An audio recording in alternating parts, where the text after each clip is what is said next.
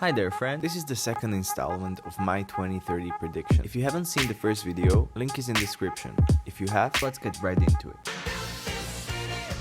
Each week, the population of cities around the world grows by 1.5 million people, which means a new round of construction, pollution, and greenhouse gas emissions. Cities create 75% of total energy consumption and 80% of total carbon emissions. They also aid global warming, because of all the buildings, asphalt, and concrete. People living in the cities will change the future of our technology and consumption. Companies will develop new products and marketing gimmicks based on their behavior.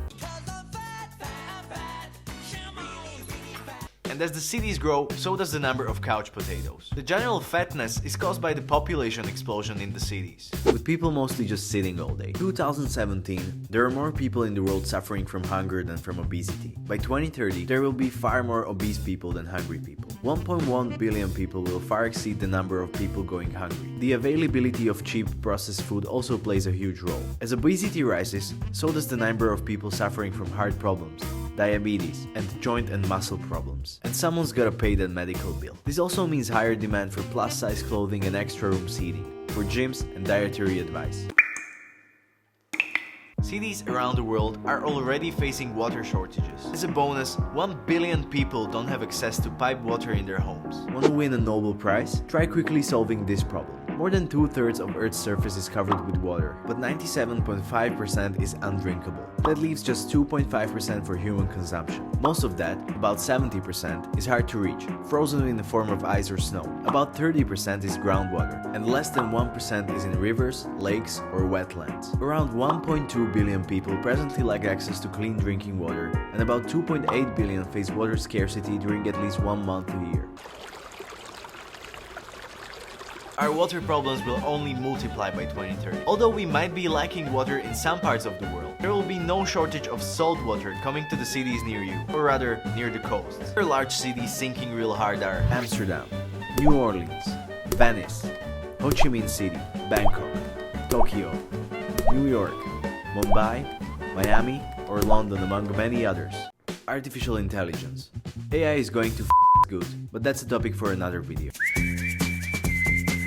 The first time you buy a car, you'll probably feel euphoric, waving from behind the wheel, looking at pedestrians. But sooner than later, you're gonna notice you're running out of gas. You get to the gas station, where you fill up the tank, get a baguette, a bottle of Coke, and a pack of cigarettes. In addition to these relatively small expenses, you will also have to pay for registration, compulsory insurance, accident insurance, highway stamp, motor vehicle tax, regular maintenance service, tire replacement, relocation, parking fees, monthly payments, and as a bonus, your car lost a third of the value the moment you left the car store. How could we solve this problem? Quite simply. Wouldn't it be cool if someone else could take care of the car? It would be awesome if it only appeared when you needed it. And it would be ideal if you only paid for the time when you actually used it. Fortunately, we no longer have to wait for this future. You can choose from several apps. By 2030, we'll start applying similar principles to other areas of our lives. Here are some other things that could easily be available through sharing apps. Real estate, cars, expensive tech and gear, talent, workers, specialists, clothes, storage spaces, possibly food, friends, used underwear, grandparents, parents, children, and socks. Sharing can help us save natural resources. The average person uses their car 5 to 10% of their time.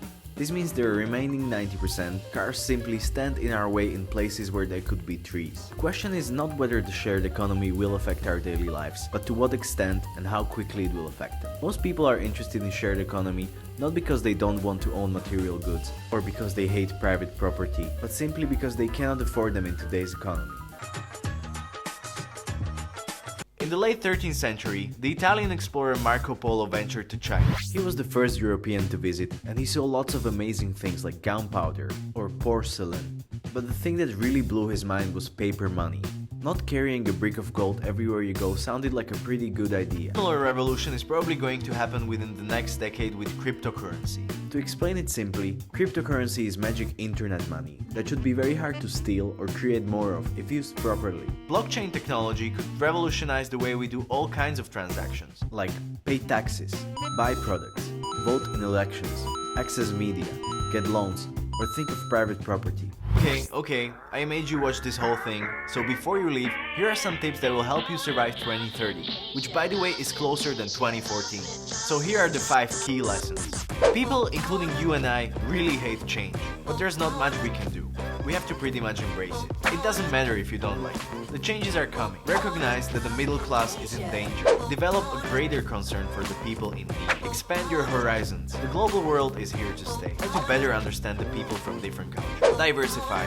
Don't put all of your eggs into one basket. Okay friends, if you've made it this far, thank you so much for watching. Don't forget to comment, like and subscribe. And I'll see you in the next episode.